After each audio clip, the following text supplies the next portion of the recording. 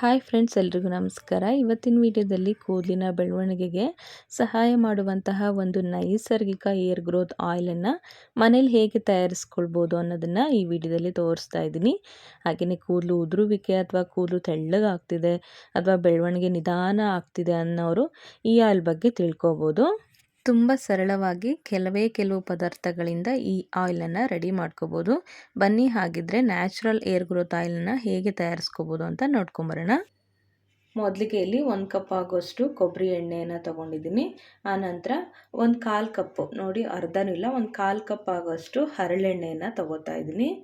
ಆನಂತರ ಒಂದು 2 ಚಮಚದಷ್ಟು ಕಲೋಂಜಿ ಸೀಡ್ಸು, ಅಂದರೆ ಕಪ್ಪು ಜೀರಿಗೆ ಅಂತಲೂ ಕೂಡ ಕರಿತೀವಿ, ಇದು ಒಂದು 2 ಸ್ಪೂನಷ್ಟು. ಆನಂತರ 1 ಬೌಲಷ್ಟು ಇಲ್ಲಿ ಕರಿಬೇವಿನ ಎಲೆಗಳನ್ನ ಕೂಡ ತೊಗೊಂಡಿರೋಂಥದ್ದು. ಆನಂತರ ಒಂದು 3 ಚಮಚದಷ್ಟು ಇಲ್ಲಿ ಮೆಂತ್ಯ ಕಾಳನ್ನು ತೊಗೋತಾ ಇದ್ದೀನಿ. ಆನಂತರ ಒಂದೇ ಒಂದು ಆಮ್ಲ, ಬೆಟ್ಟದ ನೆಲ್ಲಿಕಾಯಿ ಒಂದು ತೊಗೋತಾ ಇದ್ದೀನಿ. ಆನಂತರ ಒಂದು ಈರುಳ್ಳಿಯನ್ನು ತೊಗೊಂಡಿರೋವಂಥದ್ದು. ಇಷ್ಟು ನಮಗೆ ಬೇಕಾಗಿರೋವಂಥದ್ದು ಈ ಎಣ್ಣೆಯನ್ನು ರೆಡಿ ಮಾಡ್ಕೊಳ್ಳಿಕ್ಕೆ. ಇದರಲ್ಲಿ ಬಳಸಿರುವಂತಹ ಎಲ್ಲ ಪದಾರ್ಥಗಳು ಕೂಡ ಕೂದಲಿನ ಬೇರುಗಳಿಗೆ ಪೋಷಣೆ ನೀಡಿ ತಲೆಬುರುಡೆಯ ಆರೋಗ್ಯವನ್ನು ಕಾಪಾಡುತ್ತೆ. ಮತ್ತು ಈ ಕೊಬ್ಬರಿ ಎಣ್ಣೆ, ಹರಳೆಣ್ಣೆ ಕೂಡ ಅಷ್ಟೇ ಕೂದಲಿಗೆ ತೇವಾಂಶವನ್ನು ಕೊಟ್ಟು ಒಣಗಿರೋದು ಮತ್ತು ಮುರಿಯೋದನ್ನು ಕಡಿಮೆ ಮಾಡುತ್ತೆ. ಬನ್ನಿ ಇವಾಗ ಇದನ್ನು ಪ್ರಿಪೇರ್ ಮಾಡೋದು ಯಾವ ಥರ ಅಂತ ನೋಡೋಣ. ಮೊದಲಿಗೆ ಒಂದು ಮಿಕ್ಸಿ ಜಾರ್ನ ತಗೊಳ್ಳೋಣ. ಅದಕ್ಕೆ ನಾವು ತಗೊಂಡಿರುವಂಥ ಸೀಡ್ಸ್ನ ಸೇರಿಸ್ಕೊಳ್ಳೋಣ. ಈ ಮೆಂತ್ಯ ಕಾಳು ಮತ್ತು ಈ ಕಲೋಂಜಿ ಸೀಡ್ಸು. ನಿಮಗೆ ಗೊತ್ತಾಗಿಲ್ಲ ಅಂದರೆ ನೋಡಿ, ಈ ರೀತಿಯಾಗಿರುತ್ತೆ ನೋಡಿ, ಈ ಥರ ಎಲ್ಲ ಶಾಪ್ಗಳಲ್ಲೂ ಸಿಗುತ್ತೆ. ಇದನ್ನು ಕಪ್ಪು ಜೀರಿಗೆ ಅಂತ ಕೂಡ ಹೇಳ್ತೀವಿ. ನೋಡಿ,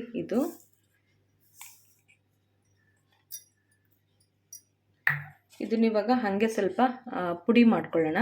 ಒಂದು 2 ಭಾಗ ಆಗಬೇಕು, ಆ ಥರ ಪುಡಿ ಮಾಡ್ಕೊಂಬರೋಣ. ನೋಡಿ, ಈ ಥರ ಒಂದು 2 ಭಾಗ ಆದರೆ ಸಾಕು. ಫುಲ್ಲು ಪುಡಿ ಮಾಡ್ಕೊಬಾರ್ದಿದು, ಈ ಥರ ಇದ್ದರೆ ಸಾಕು. ಫುಲ್ಲು ನುಣ್ಣಗಾಗ್ಬಿಟ್ರೆ ಏನಾಗುತ್ತೆ, ಎಣ್ಣೆಯಲ್ಲಿ ಬರೀ ಪುಡಿ ಕೆಳಗಡೆ ಬಿಟ್ಕೊಳ್ಳುತ್ತೆ. ಹಾಗಾಗಿ ಸೋಸಿದ ಮೇಲೂ ಕೂಡ ಕೆಳಗಡೆ ಪುಡಿ ಇರುತ್ತೆ. ಹಂಗಾಗಿ ಈ ಥರ ಮಾಡ್ಕೊಳ್ಳಿ, ಸಾಕು. ಕಾಣಿಸ್ದಲ್ಲ, ಈ ಥರ ಸಾಕು. ಇವಾಗ ಇದಕ್ಕೆ ಕರಿಬೇವಿನ ಎಲೆಗಳು,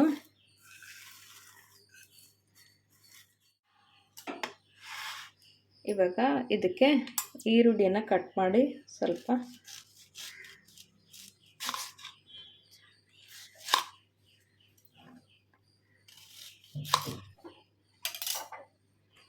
ನಾನು ತಗೊಂಡಿರೋ 1 ಕಪ್ ಎಣ್ಣೆಗೆ 1 ಈರುಳ್ಳಿ ಸಾಕು. ಇದಕ್ಕೆ ಇವಾಗ ಬೆಟ್ಟದ ನೆಲ್ಲಿಕಾಯಿ ಕೂಡ ಹಾಕ್ಕೊಳ್ಳೋಣ.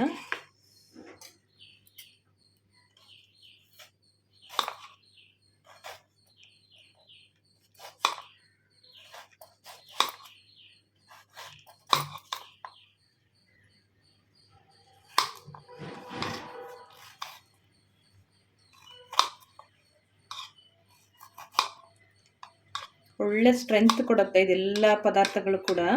ಬೇರಿಂದನೇ ಚೆನ್ನಾಗಿ ಗಟ್ಟಿಯಾಗಿ ಕೂದಲು ಹುಟ್ಟೋದಕ್ಕೆ ತುಂಬ ಸಹಾಯ ಆಗುತ್ತೆ. ಇದೇನು ನೆಲ್ಲಿಕಾಯಿ ಮತ್ತು ಕರಿಬೇವಿನ ಸೊಪ್ಪು, ಈರುಳ್ಳಿ, ಮೆಂತ್ಯ ಕಾಳು, ಕಲೋಂಜಿ ಇವೆಲ್ಲ ಕೂಡ ಒಳ್ಳೆಯದೇ. ಇವಾಗ ಇದನ್ನು ಆ್ಯಡ್ ಮಾಡ್ಕೊಳ್ಳೋಣ.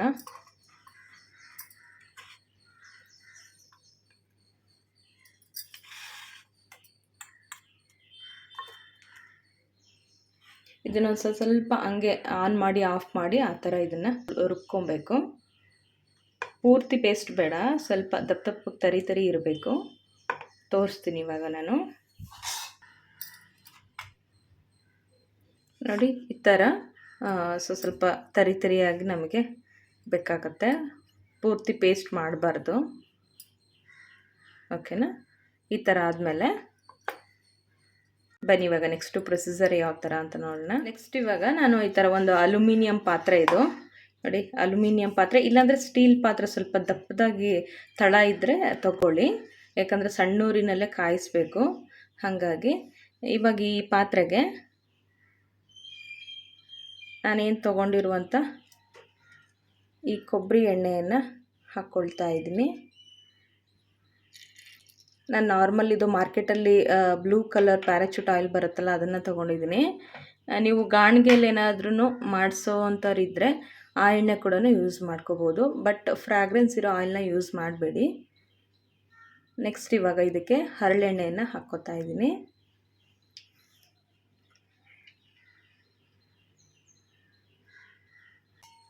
ಇವಾಗ ಇದನ್ನು ಸ್ವಲ್ಪ ಬೆಚ್ಚಗೆ ಮಾಡ್ಕೋಬೇಕು. ನೋಡಿ ಒಂಚೂರು ಬೆಚ್ಚಗಾಗಿದೆ. ಈಗ ನಾನು ಸ್ಟವ್ನ ಆಫ್ ಮಾಡ್ಕೊತೀನಿ. ಸ್ವಲ್ಪ ಬೆಚ್ಚಗಾದರೆ ಸಾಕು. ಈ ಥರ ನಾವು ಹರಳೆಣ್ಣೆ ಹಾಕಿದ್ದೀವಲ್ಲ, ಸ್ವಲ್ಪ ನೊರೆ ಬರುತ್ತೆ, ಅಷ್ಟೇ ಸಾಕು. ಒಂದು 10 ಸೆಕೆಂಡು ಬೆಚ್ಚಗಾದರೆ ಸಾಕು. ನೋಡಿ ಒಂಚೂರು ಬೆಚ್ಚಗಾಗಿದ್ದಲ್ಲ. ಇವಾಗ ಇದಕ್ಕೆ ನಾವೇನು ಇದನ್ನು ಪುಡಿ ಮಾಡ್ಕೊಂಡ್ವಲ್ಲ ಇದನ್ನು ಹಾಕ್ಕೊಳ್ಳೋಣ.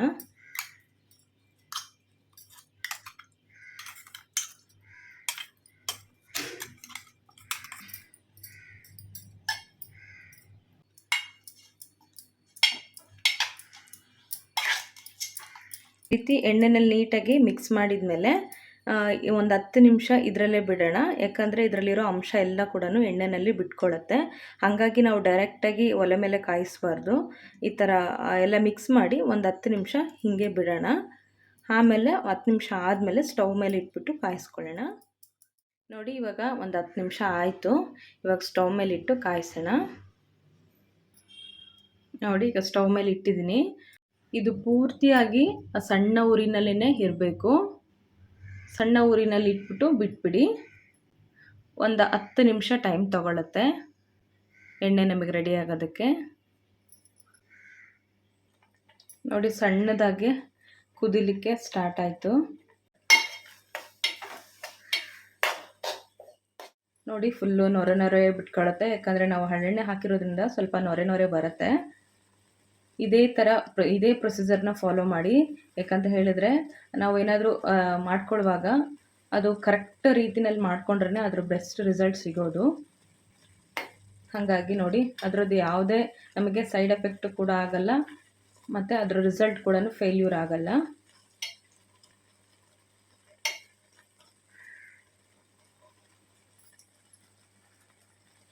ಮತ್ತು ಇನ್ನೊಂದು ಹೇಳಬೇಕು, ನಿಮಗೇನಾದರೂ ತುಂಬ ಸ್ಕ್ಯಾಲ್ಪಲ್ಲಿ ಇಚ್ಚಿಂಗು ಮತ್ತು ಚಿಕ್ಕದಾಗಿ ಗುಳ್ಳೆಗಳೆಲ್ಲ ಬರೋ ಥರ ಏನಾದರೂ ಇತ್ತು ಅಂತ ಹೇಳಿದ್ರೆ ಇದಕ್ಕೆ ನೀವು ಬೇವಿನ ಎಲೆಗಳು ಕೂಡ ಆ್ಯಡ್ ಮಾಡ್ಕೋಬೋದು. ಕರ್ಬೇವಿನ ಸೊಪ್ಪಿನ ಜೊತೆಗೆ ಬೇವಿನ ಎಲೆಗಳು ಒಂದು 10ರಿಂದ 15 ಎಲೆಗಳನ್ನ ಆ್ಯಡ್ ಮಾಡಿಕೊಂಡ್ರೆ ಇಚ್ಚಿಂಗೆಲ್ಲ ಬರೋದಿಲ್ಲ. ಹಾಗಾಗಿ ನೋಡಿ ನಾನು ಉರಿಯನ್ನು ಸಣ್ಣದಾಗೆ ಇಟ್ಟಿದ್ದೀನಿ. ಮೀಡಿಯಮ್ಮು ಹೈ ಯಾವುದ್ರಲ್ಲೂ ಇಟ್ಟಿಲ್ಲ. ಅವರಾಗಿ ಕುದಿಲಿಕ್ಕೆ ನೊರೆ ಬರೋದಕ್ಕೆ ಸ್ಟಾರ್ಟ್ ಆಯಿತು. ಇದಿವಾಗ ಒಂದು 3/4% ನಮಗೆ ಎಣ್ಣೆ ರೆಡಿಯಾಗಿದೆ ಅಂತ. ಯಾವಾಗ ಅಂದರೆ ನೋಡಿ ಇದರಲ್ಲಿ ಹಾಕಿರೋ ಪದಾರ್ಥಗಳೇನಿದೆ ಇದು ಸ್ವಲ್ಪ ಕಲರೆಲ್ಲ ಚೇಂಜ್ ಆಗಿದೆ. ಇನ್ನೊಂದು 2 ನಿಮಿಷ ಇದು ಹೀಗೆ ಬಾಯ್ಲ್ ಆಗಲಿ.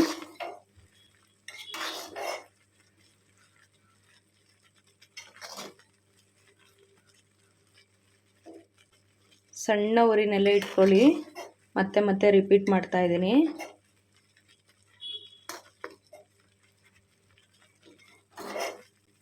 ಯಾಕಂದರೆ ಇದರಲ್ಲಿರೋ ಅಂಶಗಳೇನಿರುತ್ತೆ ಯಾವುದು ಕೂಡ ಹಾಳಾಗಬಾರ್ದು. ಜಾಸ್ತಿ ನಾವು ಜಾಸ್ತಿ ಉರಿನಲ್ಲಿ ಇಟ್ಕೊಂಡ್ಬಿಟ್ರೆ ಎಲ್ಲ ಕೂಡ ವೇಸ್ಟ್ ಆಗುತ್ತೆ. ಹಾಗಾಗಿ ನೋಡಿ ಕರೆಕ್ಟಾಗಿ ಒಂದು 10 ನಿಮಿಷ ಆಗಿದೆ. ಇದಿವಾಗ ನಮಗೆ ರೆಡಿಯಾಗಿದೆ ಅಂತ. ಫುಲ್ಲು ಕಪ್ಪಾಗೋದು ಬೇಡ. ಇದರಲ್ಲಿರೋದು ಕಪ್ಪಾಗಿಬಿಟ್ರೆ ಅದರಲ್ಲಿರೋದೆಲ್ಲ ಹೊರಟೋಗ್ಬಿಡುತ್ತೆ. ಈ ಥರ ನೋಡಿ ಒಂಥರ ಗೋಲ್ಡನ್ ಕಲರ್ ಬರಬೇಕು ನಮಗೆ. ಇವಾಗಿದು ಕರೆಕ್ಟಾಗಿ ಪರ್ಫೆಕ್ಟಾಗಿ ಎಣ್ಣೆ ನಮಗೆ ರೆಡಿಯಾಗಿದೆ. ಇವಾಗ ನಾನು ಫ್ಲೇಮ್ನ ಆಫ್ ಮಾಡ್ತಾ ಇದ್ದೀನಿ. ಪೂರ್ತಿಯಾಗಿ ತಣ್ಣಗಾಗಲಿ ಇದು. ನೋಡಿ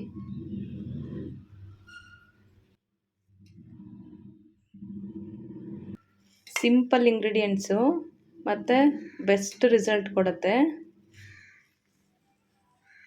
ನೋಡಿ ಇವಾಗ ಪೂರ್ತಿ ತಣ್ಣಗಾಗಿದೆ. ನೋಡಿ ಈ ಥರ ಗೋಲ್ಡನ್ ಕಲರಲ್ಲಿ ನಮಗೆ ಬಂದಿದ್ರೆ ಕರೆಕ್ಟಾಗಿದೆ ಅಂತ. ಇದಿವಾಗ ಪೂರ್ತಿ ತಣ್ಣಗಾಗಿದೆ. ಒಂದು ಬಟ್ಟೆನಲ್ಲಿ ಸೋಸ್ಕೊತೀನಿ. ಒಂದು ಬೌಲ್ ಇಟ್ಕೊಂಡು ಇವಾಗ ಒಂದು ಬಟ್ಟೆಯನ್ನು ಹಾಕ್ಬಿಟ್ಟು ಇದನ್ನು ಸಪ್ರೇಟ್ ಮಾಡ್ಕೊತಾ ಇದ್ದೀನಿ.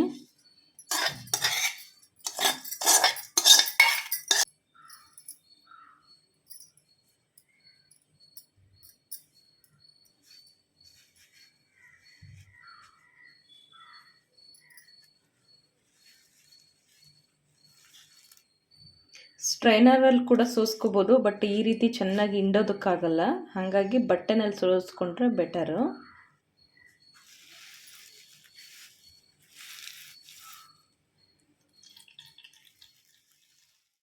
ನೋಡ್ತಾ ಇರ್ಬೋದು ಎಷ್ಟು ಫ್ರೆಶ್ ಆಗಿ ಪ್ಯೂರ್ ಆದಂತಹ ನ್ಯಾಚುರಲ್ ಏರ್ ಆಯಿಲ್ ನಮಗೆ ಸಿಕ್ಕಿದೆ ಅಂತ.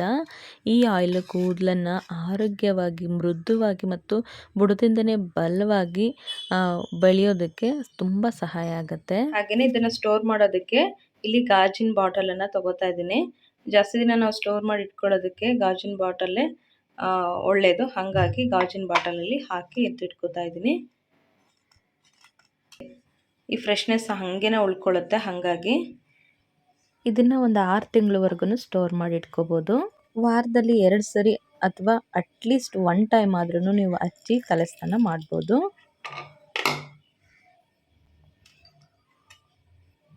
ನೋಡಿ ಎಷ್ಟು ಒಳ್ಳೆ ಫ್ರೆಶ್ ಪ್ಯೂರ್ ಏರ್ ಆಯಿಲ್ ನಮಗೆ ರೆಡಿಯಾಗಿದೆ ಅಂತ. ಒಂದು ಕಾಟನಿಂದ ಇದರಲ್ಲಿ ಹತ್ಕೊಂಡ್ಬಿಟ್ಟು ಸ್ಕ್ಯಾಲ್ಪಿಗೆ ಚೆಂದಾಗಿ ಹಚ್ಕೊಳ್ಳಿ. ಆನಂತರ ಎಂಡಲ್ಲಿ ಏನಿರುತ್ತೆ ಕೂದಲು ಎಂಡಲ್ಲಿ ಈ ಸ್ಪ್ಲಿಟ್ ಎಂಡ್ಸ್ ಎಲ್ಲ ಆಗುತ್ತಲ್ಲ, ಅದೆಲ್ಲ ಕೂಡ ಅವಾಯ್ಡ್ ಆಗುತ್ತೆ. ಅಲ್ಲಿ ಕೂಡ ಚೆಂದಾಗಿ ಅಪ್ಲೈ ಮಾಡ್ಕೋಬೋದು. ಅಪ್ಲೈ ಮಾಡಿಕೊಂಡು 1 ರಿಂದ 2 ಗಂಟೆ ಬಿಟ್ಟು ನೀವು ಏರ್ ವಾಶನ್ನು ಮಾಡಿಕೊಂಡ್ರೆ ಕೂದಲು ನಮಗೆ ಹೆಲ್ದಿಯಾಗಿ ಇರುತ್ತೆ. ನೋಡಿ, ಇದು ಎಕ್ಸ್ಟ್ರಾ ಬಂದಿರೋದಲ್ಲ, ಇದನ್ನೇನು ವೇಸ್ಟ್ ಮಾಡೋದು ಬೇಡ. ಇದಕ್ಕೆ ಅಲೋವೆರಾ ಅಥವಾ ದಾಸವಾಳದ ಎಲೆಗಳು ಸಿಕ್ಕಿದ್ರೆ ಅದನ್ನು ಇದರೊಟ್ಟಿಗೆ ಸೇರಿಸಿ ಪೇಸ್ಟ್ ಮಾಡ್ಕೊಂಡ್ಬಿಟ್ಟು ಒಂದು ಏರ್ ಪ್ಯಾಕ್ ಆಗಿ ಕೂಡ ಯೂಸ್ ಮಾಡ್ಬೋದು. ಬಿಸಾಡೋ ಅಂಥದ್ದು ಏನು ಬೇಡ. ನೋಡಿ, ಒಳ್ಳೆ ಏರ್ ಪ್ಯಾಕ್ ಕೂಡ ಆಗುತ್ತೆ ನಮಗೆ. ಹಾಗಿದ್ರೆ ನೋಡಿದ್ರಲ್ಲ ಫ್ರೆಂಡ್ಸ್, ಈ ವಿಡಿಯೋ ನಿಮಗೆ ಇಷ್ಟ ಆಗಿ ಯೂಸ್ಫುಲ್ ಆಗಿದ್ದರೆ ಪ್ಲೀಸ್ ಒಂದು ಲೈಕನ್ನು ಮಾಡಿ, ಹಾಗೆಯೇ ಸಬ್ಸ್ಕ್ರೈಬ್ ಮಾಡದೆ ನೋಡ್ತಾ ಇದ್ದರೆ ಸಬ್ಸ್ಕ್ರೈಬ್ ಮಾಡ್ಕೊಂಡು ನೋಡಿ ಅಂತ ಕೇಳ್ತೀನಿ. ಮತ್ತೆ ಮುಂದಿನ ವಿಡಿಯೋದಲ್ಲಿ ಸಿಗ್ತೀನಿ. ಅಲ್ಲಿವರೆಗೂ ಎಲ್ಲರಿಗೂ ಟೇಕ್ ಕೇರ್, ಬಾಯ್.